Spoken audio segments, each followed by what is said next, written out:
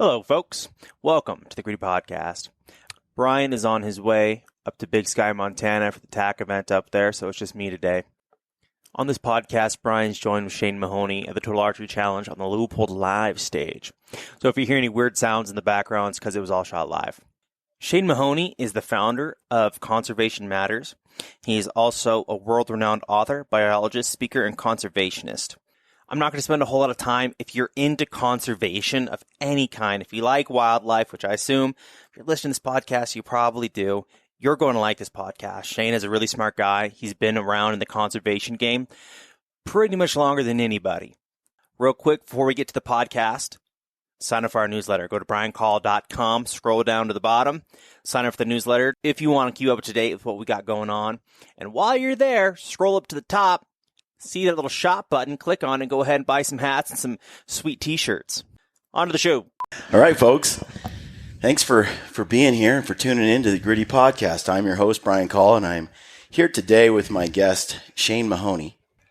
I don't even know how to introduce you exactly, but just renowned conservationist. You can go to conservationvisions.com, learn more there. Yes. You have the Conservation Matters podcast, which I think I have listened to every single one. Mm-hmm. And tell us a little bit about yourself for those who are new to you. Well, I spent a huge part of my career in conservation working as a research biologist on moose and woodland caribou and black bear, wolves and lynx and so forth. Before that, I worked heavily with seabird colonies. And so I did the classic kind of, crawling into bear dens, radio collaring caribou and moose and, tracking mortalities and writing scientific papers on these kinds of things and published in a lot of journals and so forth.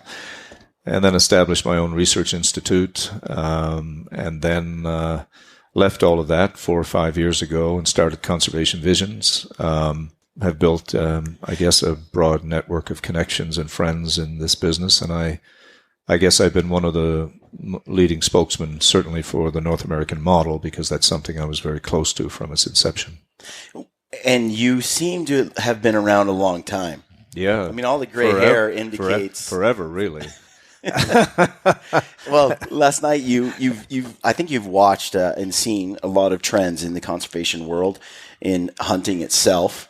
Yeah. And I've heard you touch on this many times, and especially in the last few years, that we're kind of going through a change, like a little renaissance period for hunting. Yeah. That the tides of social change have shifted, right? Yeah. So you've seen that. And one of the things you mentioned last night was there are people who want to live to be 180 years old and die of nothing. Yeah. I'm one of those guys. I'm obsessed with health, fitness, Yeah. exercise, all of that. Yeah. And so I'm at the forefront of that trend. I see it all the time. It's real. It's real. Yeah. People care about where their food comes from. They really do. There's no question about it. It's I don't think there's ever been another time in social history, world history, where so many people in so many different parts of the world, in fact, have been as concerned with the quality of food that they consume, with the whole idea of looking after themselves physically and emotionally, who have so much at stake in their own minds with respect to living a good, healthy life as a means of not just extending it, but also as a means of being happiest when they're living it. I think that phenomenon is real, and food is at the center of that very much for obvious reasons. Mm-hmm. When you look at food and you think about it in the broadest sense, it radiates out to include landscapes and water and the environment and how we handle it and how we treat it and how we produce it and so on. So there's a lot about that plate of, nutrients that you take in for dinner or lunch or breakfast. There's a big debate possible around it, and that's what's happening. You mentioned years ago, I think it was the first time I heard it, but I heard you talk about hunting, and you said hunting is man's oldest try at life. Yes. What do you mean by that? Well, what I mean by that is that if you start from the point we are in history now, it takes a lot of steps for you to realize how we got to where we are.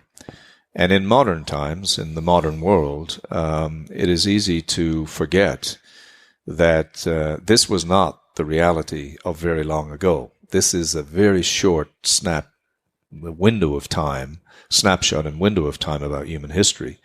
For 99.9% of all the time that we have been on this planet as human beings, even in our modern form, the primary occupation we had was as hunter-gatherers. And it's only in the last few thousand years, really last 10,000 years since agriculture came in, that began to really change.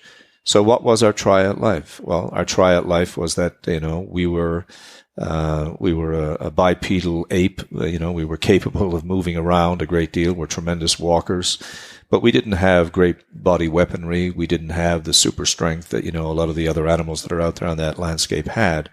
And the only way for us to feed this system that we have, these bodies that we have, was to become better than them in many ways using technologies. And that's where the drive for technology came from. So for much of our early days, we were, of course, gathering whatever we could from the natural environment.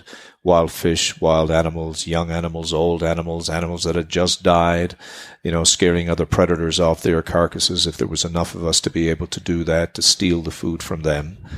And hunting, of course, as we know, even with the remnant indigenous populations, hunter-gatherer populations in the world, we see how they live. Mm-hmm. And it's not only the fact that the hunting was our try at life in terms of giving us sustenance, but hunting also gave us the idea of cooperation. You had to cooperate with one another, especially to kill big animals. Mm-hmm. The idea of sharing, that not everybody was capable of participating in the virtual act of killing, perhaps, young children or women, particularly women that were bearing children and so on and so forth at the time. And so the idea that, of course, a component of the community harvested and then shared, with everybody else. So it was not only, my statement is not only about as a first try at life because, we were able to kill things and that's how we fed ourselves. It was our first try at life in terms of developing a culture, a way we reacted to one another. When you stood next to a mammoth and you had only a handheld spear, you had to have total, absolute faith and belief in those other human beings who were with you, that they would do exactly the right thing, whether that animal turned towards you or turned towards them, because otherwise you would have all been killed. So the whole idea of our cooperative nature was really strongly enforced by our hunting past, and of course our knowledge of the natural world. We tend to want to go back to the great scientists of the day, to the Newtons or the Copernicuses or the Leibnizes or the Darwins or the people of this nature and talk about, how much we knew, and we may glorify certain modern biologists.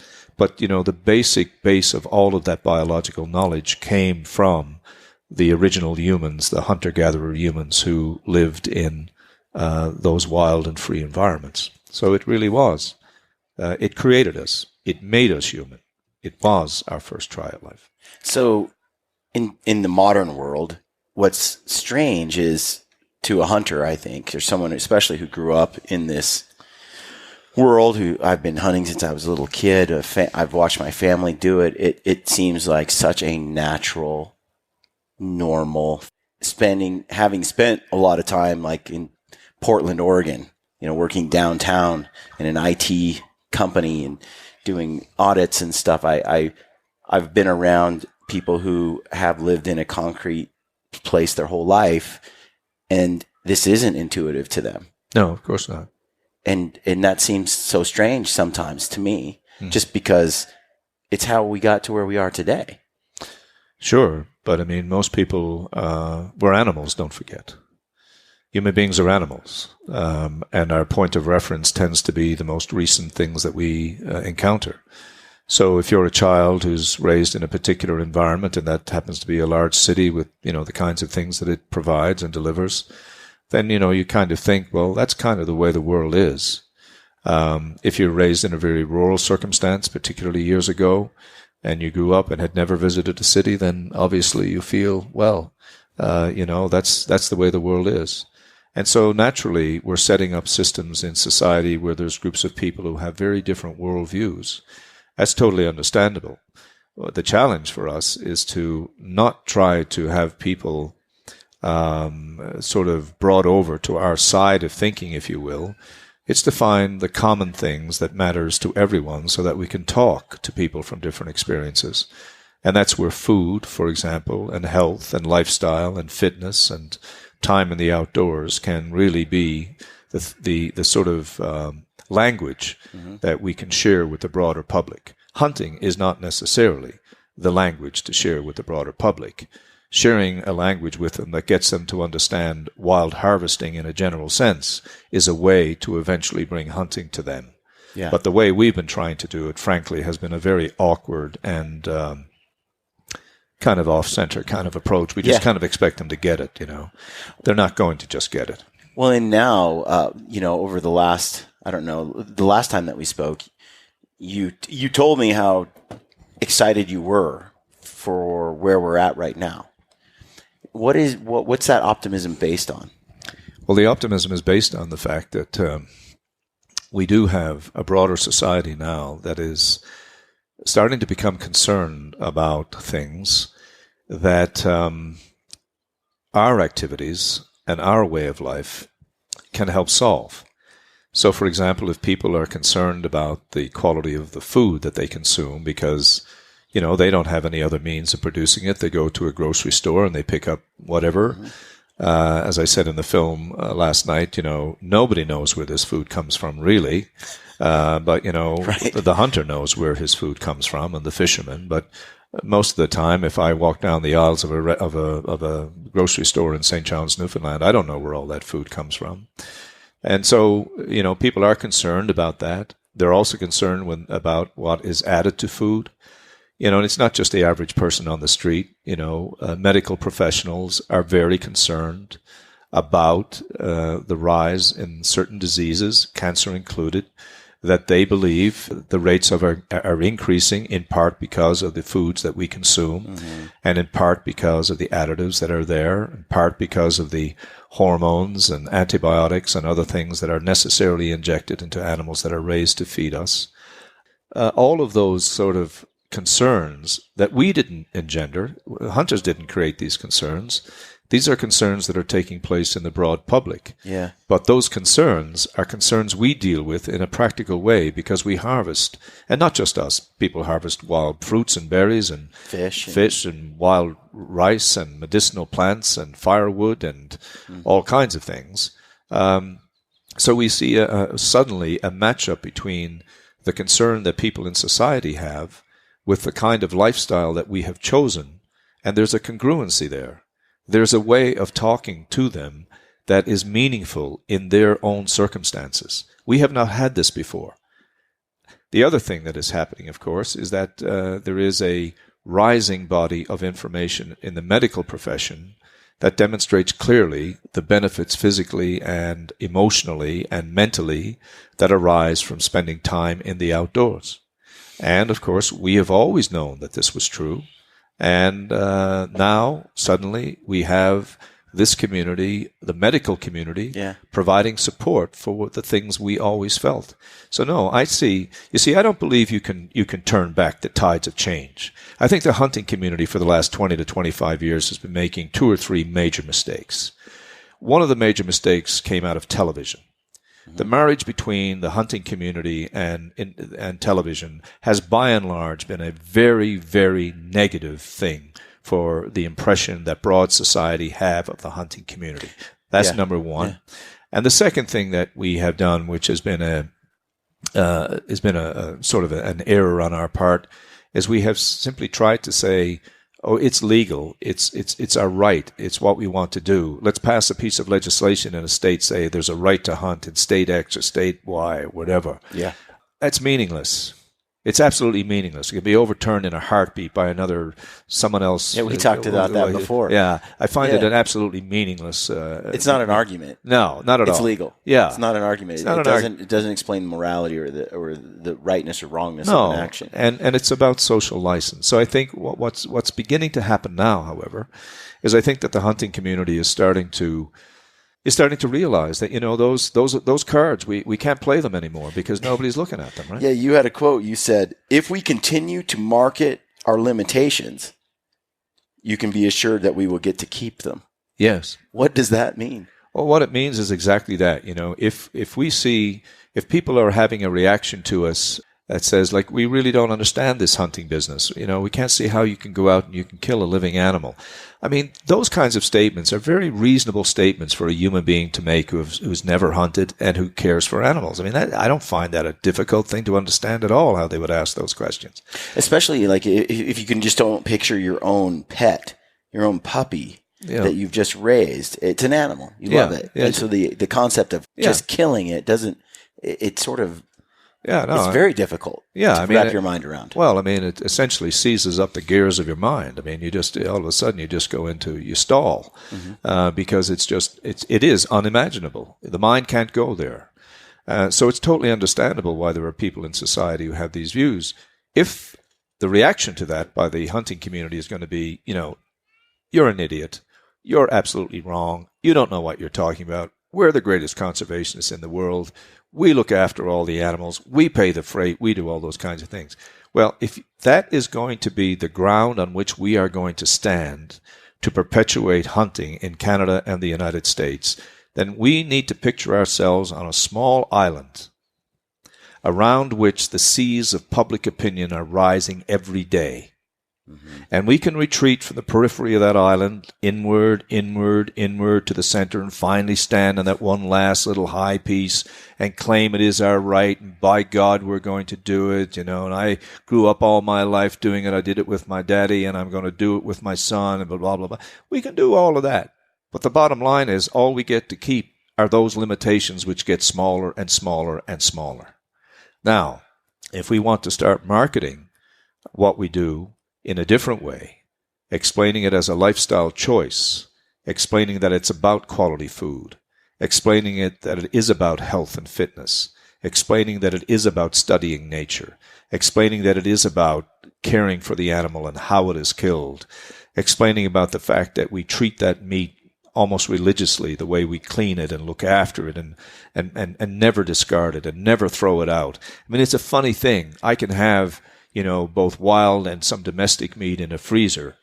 And sometimes, if you have a small piece of meat that gets stuck away in a corner, sometimes, the thing gets a bit of freezer burn and so on and so forth.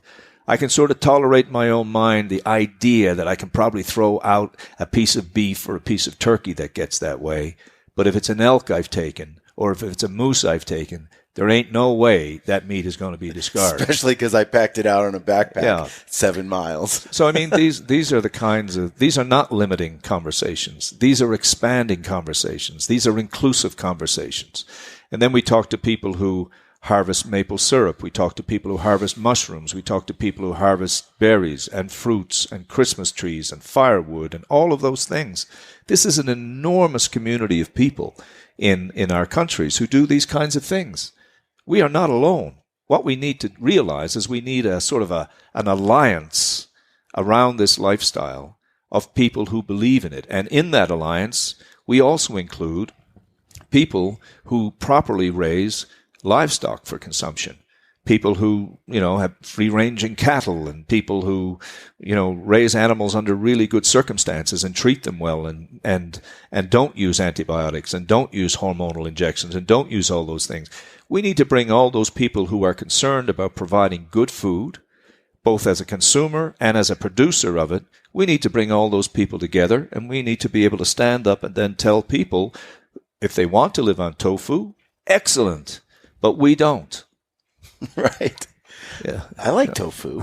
I don't. It's I weird, hate it. But Yeah. Anyway. I spent 2 years Well, you can in have Japan, it. You can have and it. I like a little tofu. Well, you can have it. You can have it. No problem. But I also like my elk steak and my bear and so on. Yeah. So last night, we watched a film about the Wild Harvest Initiative. It's interesting. As I've been doing the podcast 4 or 5 years now, the debate comes up every now and then on whether a hunter should say killed or harvested. Like, I harvested a deer this winter, or I killed a deer. And there's two sides where this comes up. And on one side, they're like, look, you got to face reality of what you've done. Take responsibility for the life you took. You need to say that you killed the animal. And then on the one hand, it's the other side is, well, I want to make sure people understand that don't hunt, that I harvested this, that I took it home to eat it. Anymore, I kind of say I killed and harvested a deer. Mm-hmm. I use them both almost. Yeah. It just seems to make sense. Well, I mean, I think there's the beauty about the word harvest is that it has sort of biblical overtones, right? And any time you use a word that has biblical overtones, you have an impact on the human psyche. People, whether they're religious or they're not religious, fail to understand the power that book has had on human history. And so, for example, I don't like the word biodiversity particularly, even though I deal with a lot of organizations where that's a sort of a standard term that's used to describe the life on Earth. And the reason I've never liked that term is because even though it wasn't intended, what it tends to do is suggest a separation between people and the rest of life on Earth. Biodiversity is out there. We human beings were over here. So I don't like it. So I searched for a long time for a word that I was comfortable with that sort of explained my view of the world. I am not a religious man, so I'm borrowing from the Bible in a way that's intellectual, if you will, not religious. But I don't think there's a better word in the English language to explain the totality of nature than creation. I don't see anything wrong with that word. I don't see any reason why it shouldn't be used. And I find that everybody I use that word with still understands it. They know what creation means. Now, it may be a little more expansive to the mountains and the rocks and the stones and the seas and all that. Well, hell, what's wrong with that? I mean, that's what we're talking about, isn't it? So I think words matter, and I think the word harvest has a slightly more acceptable or an easier ring to it. And part of the reason for that is because you hear constant references in the Bible to issues of harvest. Killing, conveys a lot of things because there can be a tremendous number of motivations for killing. There's only really one motivation for harvesting, right? It's to harvest it. It's to harvest it for food or to turn it into something. As a resource. Yes. But when you talk about killing, then there can be many motivations. Some people are violent people and they kill people. People kill people in war. People kill animals sometimes just to torture animals. So that it can bring in.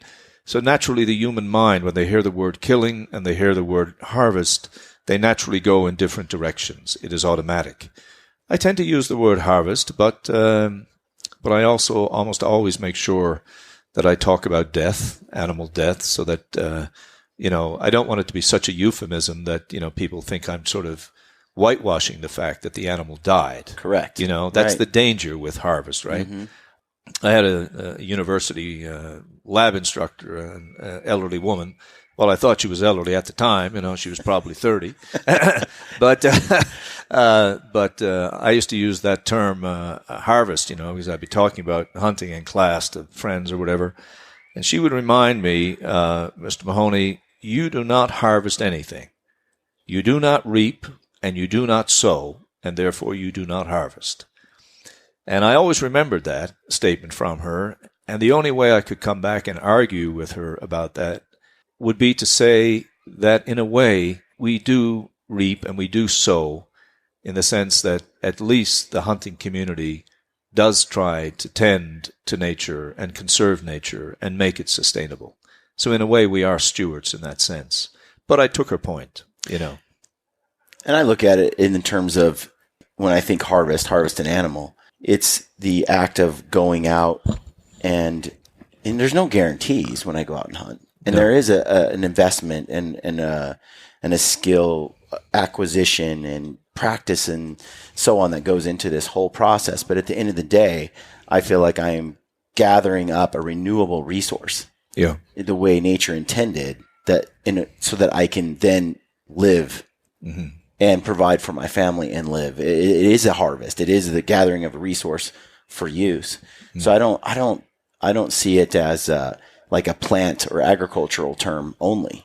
And you look it up in the dictionary and you dig into it, and all the new definitions include the harvesting of animals. Yeah. No, I mean, I think, I think the main point about this terminology is that words and language matter, and that you can broaden that out to how we represent ourselves as hunters and anglers also matters. There are ways to represent the activity that people will not find offensive. There are ways to represent the activity that everyone will find offensive, including a lot of hunters. And this goes back to my point about keeping our limitations. You keep putting that stuff out there, and you'll get to keep your limitation. Your limitation will be that society will see you as somebody who shouldn't be allowed to do that. And we ought to remember that we're now at 4.5% in the United States of America, and I think it is highly likely that we'll go down to about 3.5%. But that doesn't mean that at 3.5%, the hunting community cannot be an incredibly important, viable force for conservation. And in fact, if we build this alliance that I'm talking about of people who harvest from nature, we can be a force to reckon with even on the political front. You said last night that, how did you say it? The welfare of animals is every human's responsibility. Yes, I firmly believe that.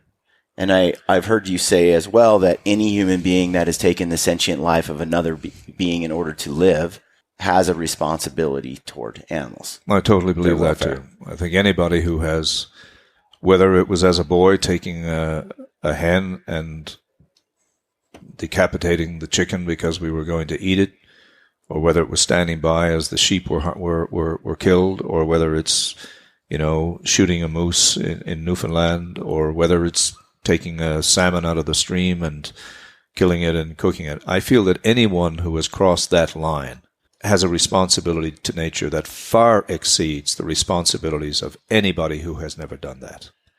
These animals are us.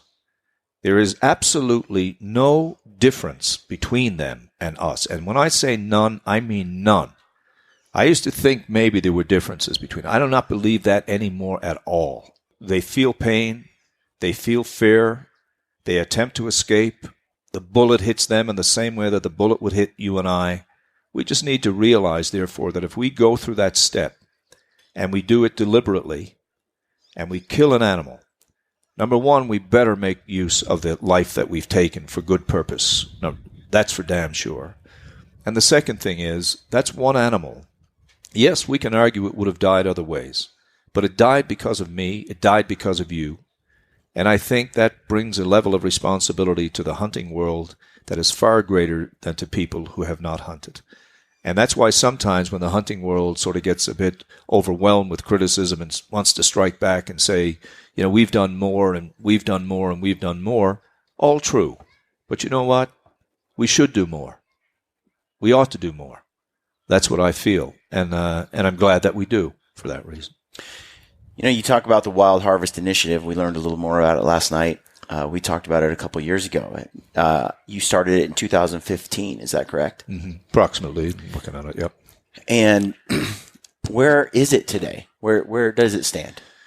We stand. And what is it? I suppose we should get into that just for briefly. Well, as I tried to explain last night in the talk as well, when I started to look at the broad trends in society in an effort to understand where hunting and angling and the use of nature generally around the world was headed, I didn't quite know what I would find. But what I eventually triggered upon were these growing trends in society for these concerns for health and fitness and food and so on and so forth, with a little bit of research, I determined really was happening all over the world.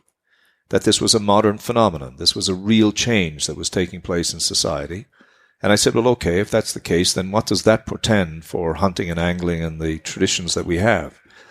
And it finally occurred to me that, we aren't in this game of talking about food. I mean, we talk about it amongst ourselves a little bit, but we're not talking about it in the context of food to the wider community. And then I asked myself, why?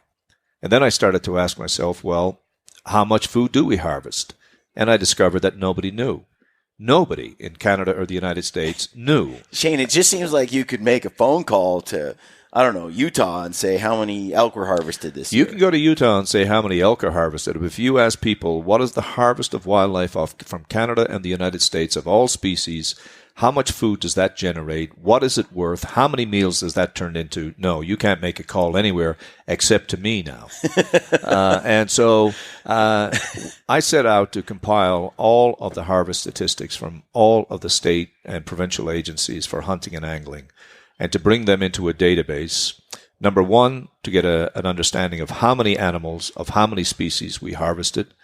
I wanted to know what the full weight of that harvest was, the dressed weight of that harvest, the consumable weight of that harvest. Then I want to put a market value on that food, because food matters to society. And yet when people talk about the value of hunting, they talk about the value of hunting in terms of Pittman-Robertson funding or license sales or things of this nature. That's not the value of the wildlife. That's the value of hunting. I want to know the value of wildlife, upon which all hunting depends. And so I am trying to give a value to the amount of food that's actually generated by the harvesting of that wildlife.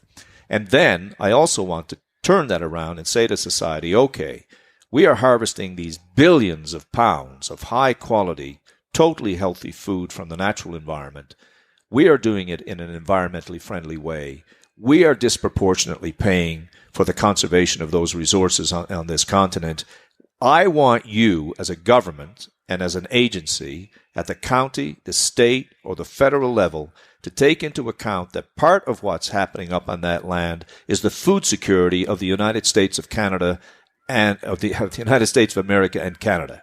And along the same lines, to remind them that 40 million people in the United States of America are food stressed, and 4 million people in Canada are. And if we decided to manage that land for wildlife, we could solve a big part of that problem. But instead of that, we have developed an attitude towards land where it's something to drain energy from, or to mine it, or to dam it, or to cut it, or to do whatever. I'm not saying we don't need some of all of that, but at least when we do it, we should realize what we're taking away from the people of Canada and the United States in terms of aesthetics, in terms of healthy ecosystems, and I needed something that would get people's attention. So now I can tell them, you're taking away our food. And believe me, we will in late August share with the partners in this Wild Harvest Alliance that we are continuing to expand. That includes the National Wildlife Federation. It includes Sitka. It includes the Rocky Mountain Elk Foundation, the Sheep Foundation, the Sportsman's Alliance, the Quality Deer Management Association, and the state of Arizona, state of Nevada, state of Texas, state of Florida. I mean, this is a big thing now. We are going to be giving them the first outputs from this work before we start to publish this information. And then what we're going to say to society is, okay, and we will publish this in the peer-reviewed literature as well as in public magazines and as well as in films and so on. Mm-hmm. We have a lot of plans for this. Then we're going to tackle the question, okay, let's say it's over. Let's say the people who want hunting and angling to end tomorrow, and let's say we stop it all. It's all gone. Can't do it. It's illegal. Nowhere. Then I'd like to know what the plan is to replace that food that currently is feeding these people. Now, my argument is not that every hunter, would starve to death if he didn't have his elk. I'm not trying to pretend that argument. That would be offering up a limitation that I'd have to defend forever. I don't want to market any limitations. I just want to be able to explain to people that when you're talking billions upon billions of meals for people that are being consumed, it has to be replaced somehow.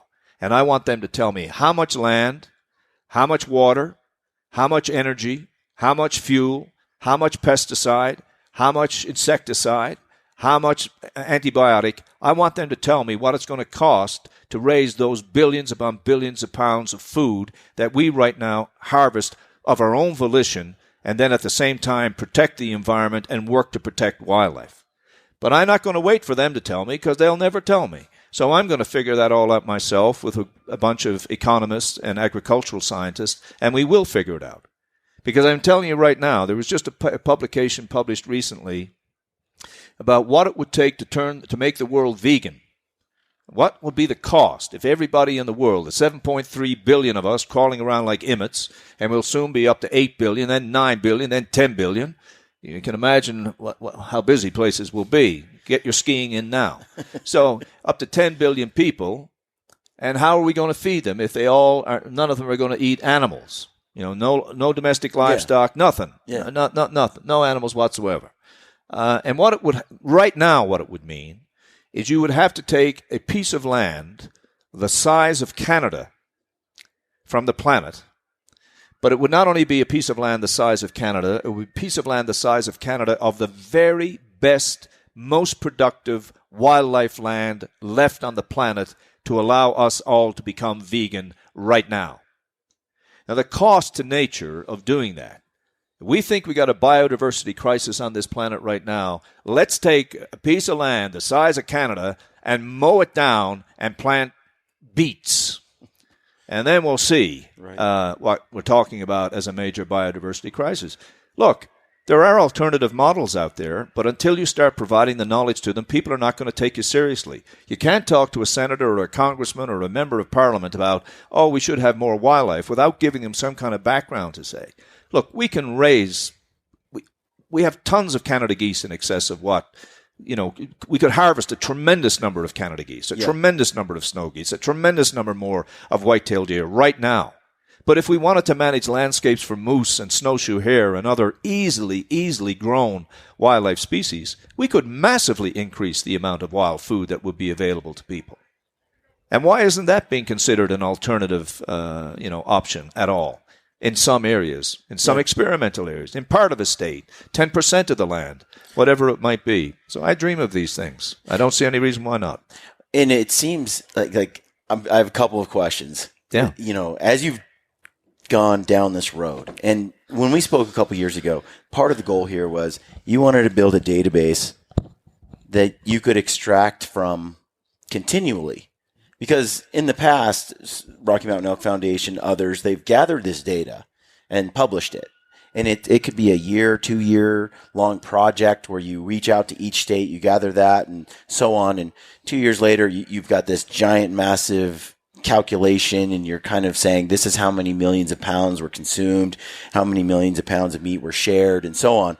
But you can't repeat it. If you want to go back and dig into it, that's old. And it took forever to build it. Yeah. So part of this whole process is building something that is continuous, correct? Yeah, it is. And eventually what I also intend to do, and we're already putting out our feelers now, is to try to get the information on the harvest of wild berries and wild fruits, maple syrup, any kind of medicinal plants, wild rices, mushrooms, any of those wild products. We're also going to put into this database as well. Because the amount of wild food, when you combine it all, is really, it's mind-boggling. I mean, it's just absolutely extraordinary. And coming back to the earlier part of our conversation, people understand food. And I'm also interested in elevating the profile and the impression of people who harvest from nature, and hunters are the biggest challenge. Most people don't mind berry pickers too much. Right. They don't get attacked on social media all that much for killing blueberries. But so hunters are sort of the bigger challenge. And so one of the things I want to really point out there is this sharing phenomenon that hunters and all other users of nature take place in or engage in. We know it's true, but we don't often think about how profound it is that people who harvest from the wild seem they have to share. I mean, it's like they're condemned to do it, right? They bake a pie from wild raspberries, and they've got to share it. Right. And even in the household, the pie made out of the wild berries and put on the evening table generates a series of comments and oohs and ahs that are not the same as if you go to the store and buy one at the store. And then the sharing with neighbors and friends. This is a phenomenon associated with people who harvest wild products. And I intend to make that not one of our limitations. I intend to market that as one of the things that has absolutely no limit. Right. It's very true. I'm constantly giving away what I've harvested. Yeah. Especially if I just got back from New Zealand and I have some Himalayan tar. If it's bear, if it's moose, if it's some kind of more, dare I say, exotic meat that someone has never had before. Yeah. It opens their eyes to a whole new, of course, vision of what's out there. Yeah, even on a smaller scale, bringing an elk to Newfoundland is a different experience, and having somebody from South Carolina come to Newfoundland and take a moose and taste it for the first time, Right. It's quite a thrill. So as you've dove into this and have done this, not a little sneak peek here, like what is a couple of things maybe that you've discovered that you didn't anticipate? Well, when we have the meeting in August, the first data is going to be released, and thereafter you'll see it actually come out numerically. But I think the things that have surprised us most is, number one, just the sheer number of species that we're actually hunting when you consider the whole size of this continent. There's a very large number of animals that we are actually harvesting.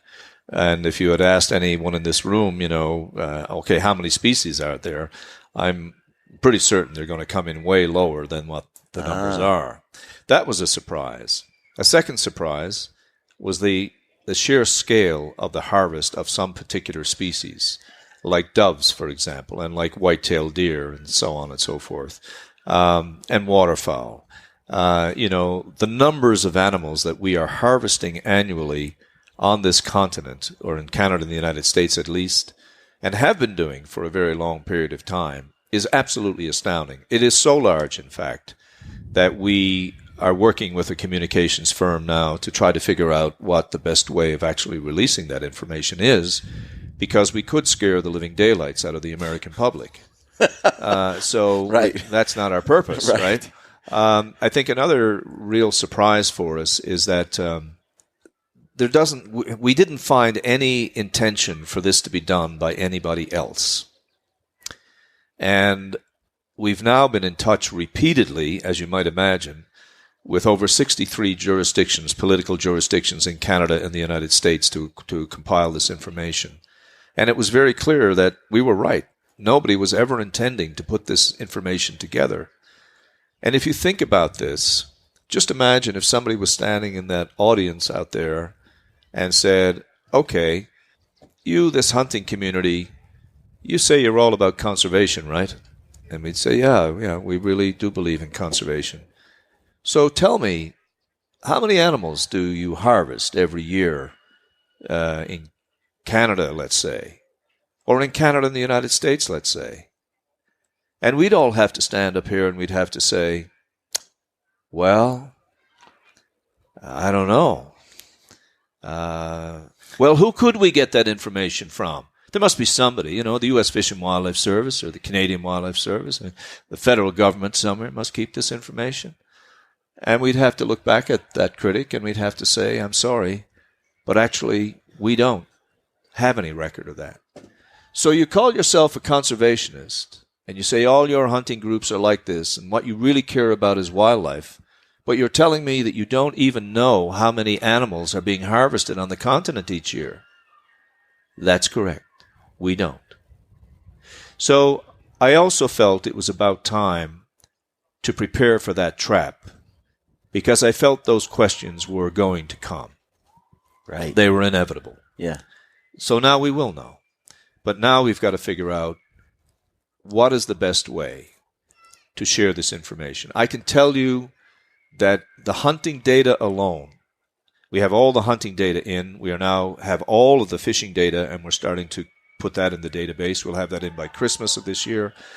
But the hunting data alone clearly indicates that we are talking, I won't give you the exact numbers because I saved that for the meeting, but we are talking billions of meals. Billions of meals. So do a thumbnail sketch and say beef is worth $5 a pound. And you figure out what we're talking about just in terms of wildlife harvest. And then realize that we're going to be working with economists to say this is not just average meat. This is the best meat that money can buy. Now you give me the real market value of what that is. And it is not going to be $5 a pound. It's going to be far more like $60 a pound, $50 a pound. It'll be up there. Wagyu beef, venison, and you pay for it in a restaurant, that kind of thing. So you can figure out what the hunting meat alone is actually worth. If I controlled all that meat and I had a company that sold meat to people in Canada and the United States, you can imagine the size of the company I would have. Yeah. And, of course, that's going to break out that debate. Should we not sell the meat? That whole principle of the North American model is going to be debated as a result of the work I'm doing. Right. All right? Right. There's a lot of implications. People will see dollar signs there. Of course they will. Yeah. Of course they will. And you know, the emphasis has to be on wild. There's no benefit to taking animals and keeping them in captivity and raising it. There's no benefit to wildlife for that. They have to stay wild. Over the years, you know, I've been primarily a big game hunter, mostly bow hunting and some rifle. And I did a little duck hunting here and there with the uncles here and there, you know, now and then. I didn't really do any small game, other bird type hunting. And over the years, I've watched Stephen Ranella on Meat Eater do these obscure kind of small game type hunts, which got me curious about it and focused a little more on different foods that I could grab in the wild through small game hunting. And then went to Arizona a few times with Randy Newberg, and we're eating jackrabbits that are like the size of small Coues deer. And my world has been opened up to this small game space. And as I was doing some reading out of, I think it was Outdoor Life, they had an article where they were showing the trends of hunting. They were showing the dramatic decrease in small game hunting compared to all other types. Yep. In that small game hunting category was it was like a 60% decrease in the amount compared to 1940s, 50s really to now. Yeah. But there's kind of this new resurgence lately, I think, with all of the new focus on food. Yeah. And it's interesting as I've watched this trend change a little bit, the acceptance for the general public. First of all, it's a little intimidating to go out and try to kill an elk, but you know, it's not so intimidating to go out and shoot a few squirrels. No. As you know where they're at. They're in the forest by your house. It's legal. Yeah. There's a season. You go out and you harvest. And so it's, I think, paved the way for a lot of non-hunters to become hunters. And I'm very excited to see these numbers where you're showing this diversity of wildlife and what that looks like. And I'm sure as a society, we're not tapping into the small game space in a way that we could. No, there's a lot more room for the harvest of wildlife on this continent, a lot more room. After we get through this first phase, the next phase is going to be starting the communication outreach on this in many ways. We have a lot of phases planned for this work. And the alliance we've built right now, we have a reach of about 20 million people. So as soon as we start making product and flow it out through that network, we're going to reach more people than any other organization in conservation on this, probably on the planet, through this alliance. And it's still expanding. So we have the reach. I reach 1 million people myself, so that's just me, Conservation Vision. So we got a lot of reach that's coming here. But one of the other things that we're going to be doing then is coming to this question and say, well, even though it's a lot, how much could it be? That's the next phase we're going to go at. How much could it be? Let's look at all this land. Look at the trend in small game populations. Look at all the numbers of animals that are the doomed surplus, in quotation marks, to use Arrington's term, that are never being harvested. On the island of Newfoundland, where I was bred and born and raised and will die, we have long had a tradition of harvesting snowshoe hare. And we harvest them primarily with picture wire. We do some bird hunting with it, but 80 to 90% of all the rabbits, we call them rabbits, they're hares, but it's all we got. So we want to call them we can call them what we like. We live on an island, so we call them rabbits. And we find their leads and we bend little brushes over and we set up little snares, and they in the night times they run through, they get caught, and you go back in the morning and get them. And on that island, which had about 500,000 people on this entire island, which is the 16th largest island in the world, it's a big place. In some years, we would harvest 2 million snowshoe hare. What? 2 million. And we would eat every last one of them. And in my deep freeze now, I have snowshoe hare all butchered up and dismembered and ready to cook. It is a phenomenal thing. Now, that tradition has died somewhat. Mm-hmm. Obviously, still some people are at it, and people using beagles to hunt them is a bit of a tradition. But there's no doubt that when the hares are high, because they cycle, Right. but when they're in their high numbers, you can gather an enormous amount of really lean protein off that land with very close to your home, no amount of equipment needed except a little piece of wire. Right. So there's tremendous opportunity in that small game space, as you said, and it has gone down as people became more attracted to the big fauna, the exciting stuff, the deer and the elk and the moose and so on. Yeah. Well, Shane, thank you for joining me today. We got to wrap it up, but people can follow your work and participate going to conservationvisions.com. They can, yep. And they can check out the podcast, Yep. Conservation Matters. Yep. And they can follow you on social. They can, especially on Facebook. I have a big following on Facebook. Okay. And what is it on Facebook? What do you mean? What's the handle? Is it just Shane Mahoney? Shane Mahoney, I think it is. Yeah, I never go on there. But I know between there's Shane Mahoney and there's Conservation Visions, and we'll break through 1 million followers in about another week and a half. Excellent. Yeah. So we reach a lot of people now. Yes. And we understand. Facebook says it will go to 2 million without any difficulty. We've had 4 conversations with Facebook directly. Really? Because the growth is what it is, yeah. It's amazing. Yeah. Well, organizations want to thank the Rocky Mountain Elk Foundation because I know they support the wild harvest. They certainly do, and they've been a big supporter of me for a long time, the Elk Foundation has. And for providing this stage for us today. Yeah. And Shane, stay gritty. Thanks, man. Take care. Thank you.